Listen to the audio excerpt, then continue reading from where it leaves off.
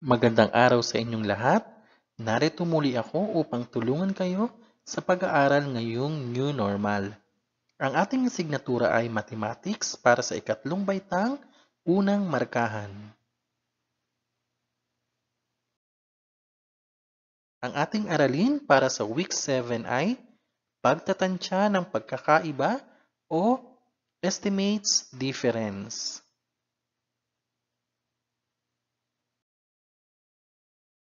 Ang pagtatansya ay isang paraan upang mabilis mabilang ang dami ng bagay, pera at iba pa. Ito ay pagbibigay ng pinakamalapit na bilang sa eksaktong bilang. Sa araling ito, ikaw ay inaasahang makakatansya ng pagkakaiba o estimates difference. Sa pagkuha ng pagtatansya ng pagkakaiba, magbigay muna tayo ng halimbawa. Ibigay ang eksakto at tinansyang pagkakaiba ng 4,300 at 134.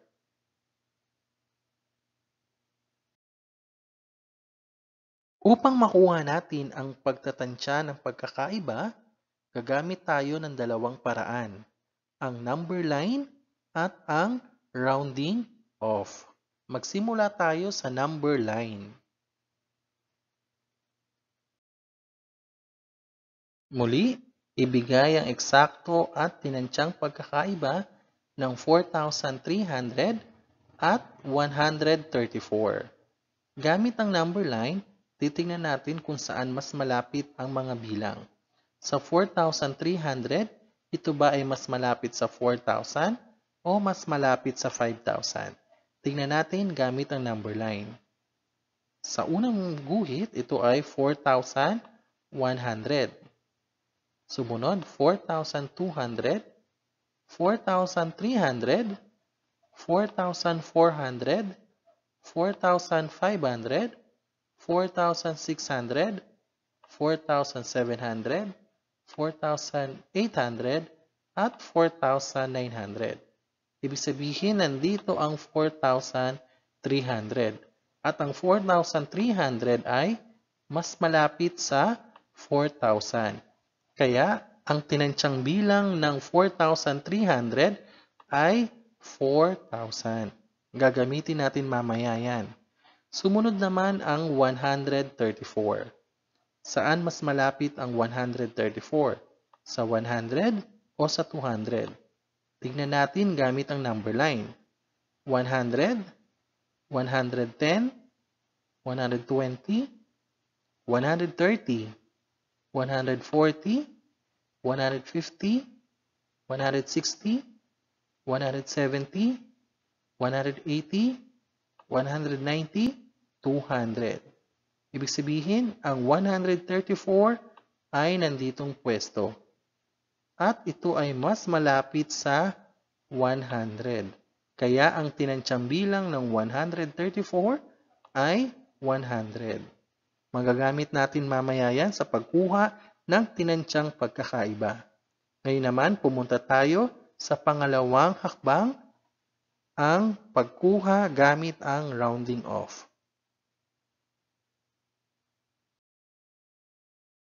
Ibigay ang eksakto at tinansyang pagkakaiba ng 4,300 at 134 gamit naman ang pag-rounding off. Sa pag-round off, kukunin natin ang pinakamataas na place value. Uunahin natin ang 4,300 at ang pinakamataas na place value ay ang 1,000. Ito ay yung 4. Titingnan natin ang katabi, 3. Kapag mas mababa ang katabi, ibig sabihin, ang ira-round off ay stay o hindi magbabago. Kaya 4 pa din. At ang mga sumunod na digit ay magiging 0. Dahil tatlo yan, kaya tatlong 0. Kaya ang 4,300, ang tinansyang bilang ay 4,000. Sumunod naman ang 134. Ira-round off natin ang pinakamataas na place value. At ito ang 1. Nasa hundreds place. Titingnan muli ang nasa tabing kanan. ito ay 3. So, ibig sabihin, mas mababa ito. Ang mababa ay 43210. At ang mataas naman ay 56789. Dahil mababa, ang i-round off ay stay o hindi magbabago. Kaya 1 pa rin ito. At ang mga digit kasunod nito ay magiging 0. Dahil dalawang digit, kaya dalawang 0. Kaya ang tinansyang bilang ng 134 ay 100.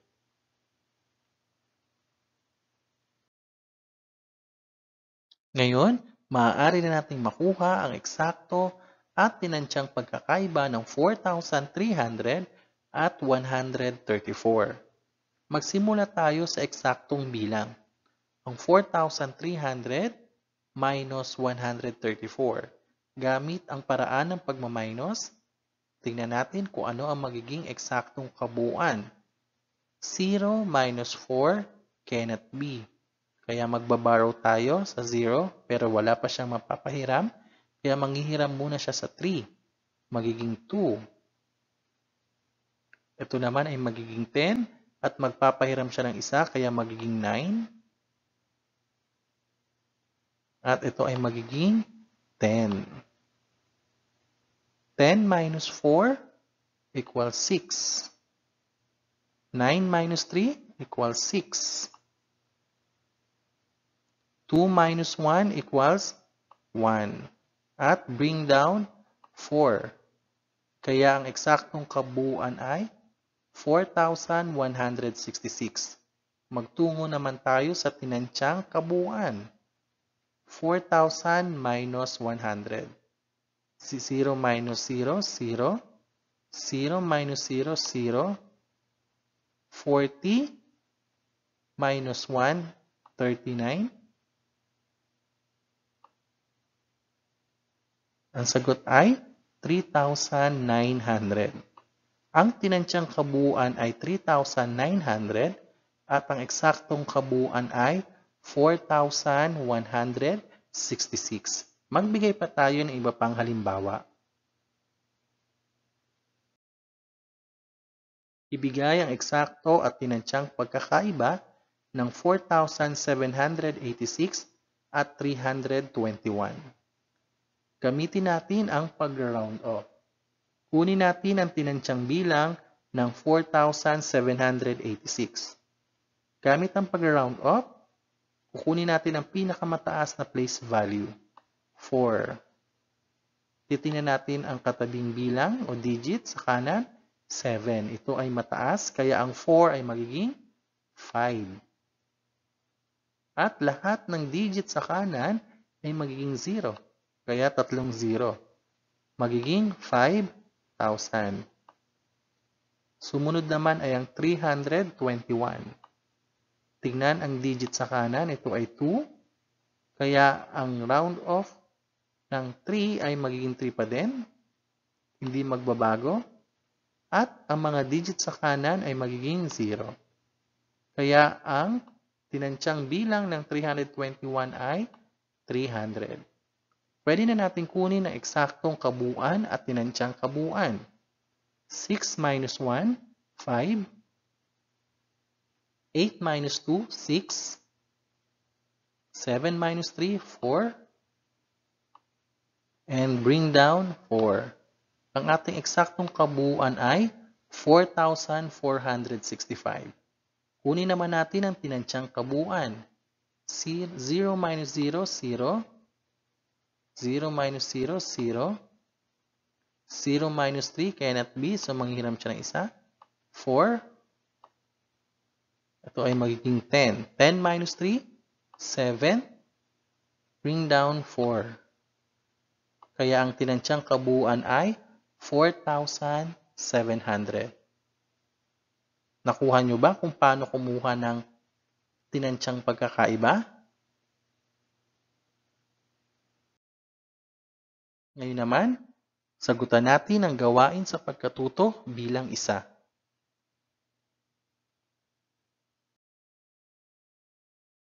Ibigay ang kabuuang tinansyang sukli gamit ang ibinayad ni Ella na 300 pesos sa pamimili. Ito ang kanyang mga pinamili. Apple, ang eksaktong presyo ay 26 pesos, kaya ang tinansyang presyo ay 30 pesos. Ubas, ang eksaktong presyo ay 55 pesos, kaya ang tinansyang presyo ay 60 pesos. At saging, ang eksaktong presyo ay 86 pesos at ang tinansyang presyo ay 90 pesos.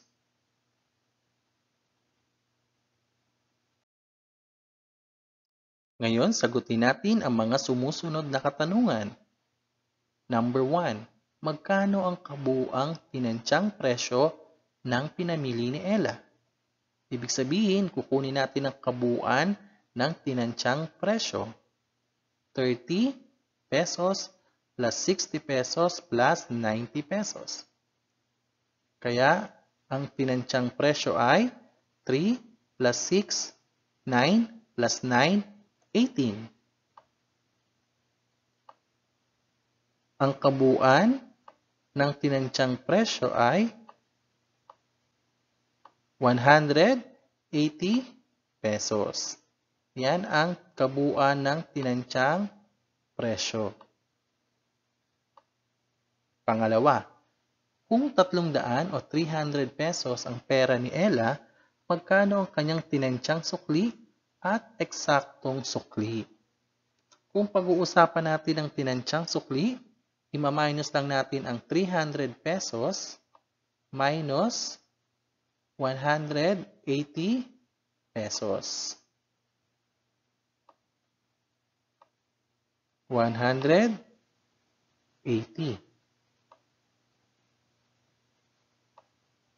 0 minus 0, 0.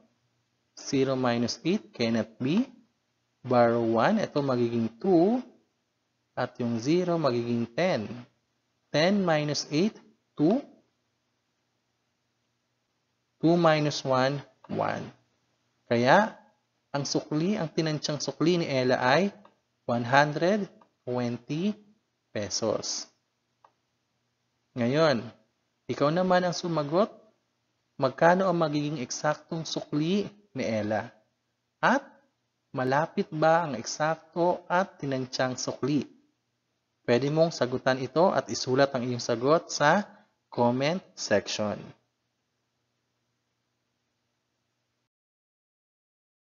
Tandaan, sa pagtatansya ng pagkakaiba ng dalawang bilang na may 3 hanggang 4 na digit, round off muna ang minuend at subtrahen sa pinakamataas na place value.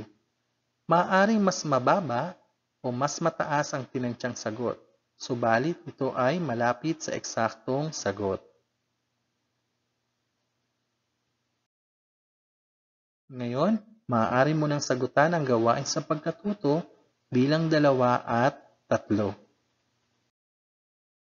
Maraming salamat sa inyong panonood.